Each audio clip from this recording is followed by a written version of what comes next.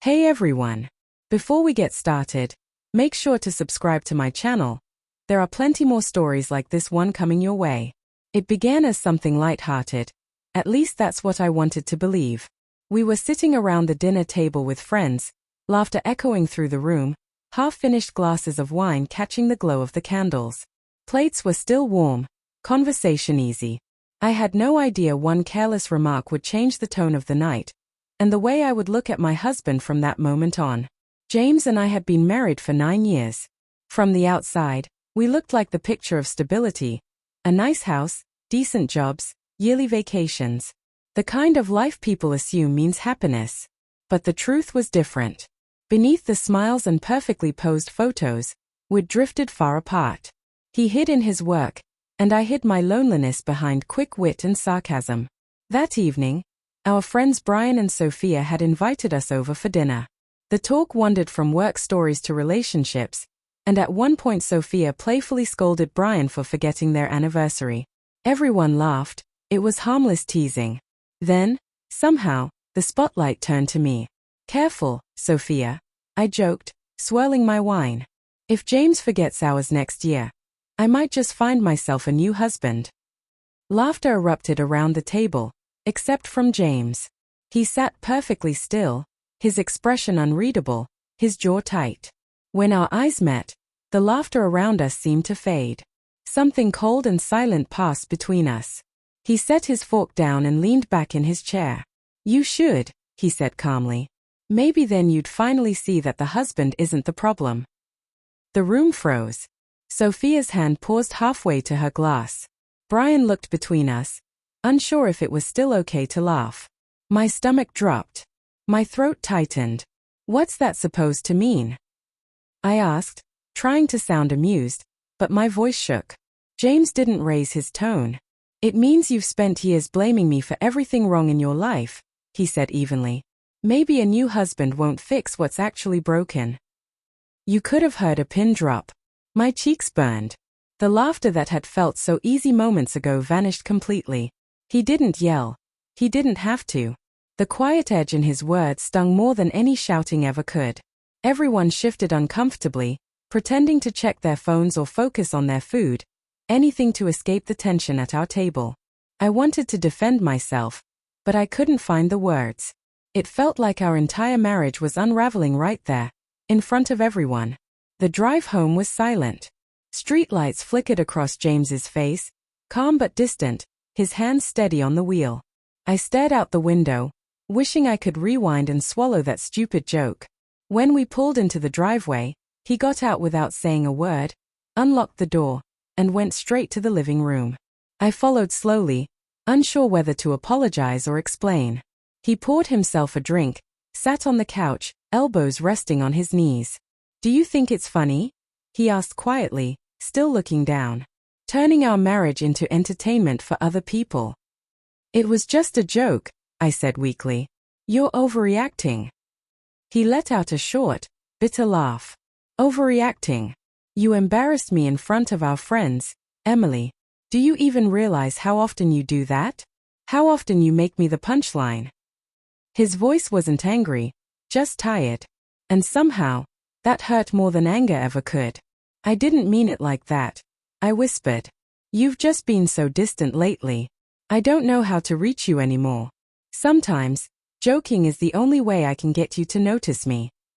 For the first time, he looked up. His eyes were dark, filled with something I hadn't seen in a long time. Not anger, not hatred, but pure exhaustion. "You don't try to reach me, Emily. You try to hurt me. Every sarcastic remark, every dig in front of others. It's like you want to make me feel small so you can feel powerful." His words cut deep because, as much as I wanted to deny them, part of me knew he was right. He stood, his expression tired rather than angry, and started toward the hallway. "You don't need a new husband," he said quietly. "You need a mirror." Then he disappeared into the bedroom, leaving me frozen in the living room. The silence that followed was heavy, suffocating. His words didn't sting because they were cruel, they hurt because they were true. Somewhere along the line, between the missed dinners, the late nights at work, and the endless little arguments, I'd stopped being his partner and started acting like his critic. I sank onto the couch and stared at the empty glass he'd left behind, wondering when love had turned into a competition neither of us was winning. I thought about the beginning, the laughter that came easily, the conversations that lasted until dawn, the way he used to look at me as if I were the only thing in the room. I couldn't even remember the last time I'd seen that look. The next morning, the house felt foreign. Quiet, but not peaceful. James was gone. His jacket missing, his coffee mug washed and placed neatly by the sink, his side of the bed untouched. I sat on the edge of the mattress, staring at the space he'd left behind, his words echoing in my head, "You need a mirror." They followed me all day. I thought about every time I'd made a joke at his expense. In front of friends, family, even just the two of us. I had turned my resentment into entertainment. I'd confused sarcasm with honesty and cruelty with strength. Maybe I wanted to prove I didn't care that he'd pulled away. But I did care. Too much. That evening, I called him. No answer. I sent a text. "Can we talk tonight?" Nothing. It was late when I finally heard the front door unlock. He came in quietly, not meeting my eyes. "Dinner's in the fridge," I said softly. "I made your favorite." "Thanks," he muttered, setting his keys down. The distance between us felt solid, like a wall neither of us could climb. I took a breath and forced out the words I'd been holding in. "James, I'm sorry. For last night. For every time I made a joke at your expense. For making you feel small when I should have made you feel loved." He didn't answer right away. When he finally spoke, his voice was calm but tired. "It's not just about last night, Emily. It's about all the times before it. You used to lift me up. Now it feels like you're always trying to cut me down." Tears blurred my vision. "I know," I whispered. "And I hate that I became that person. I just felt like you stopped seeing me. Like nothing I did mattered. So I tried to make you notice, even if it meant hurting you." He looked at me then. The anger was gone, replaced by something softer and infinitely heavier. Sadness. "We both stopped seeing each other," he said. "You used words to hurt. I built walls to protect myself. And we kept calling it love."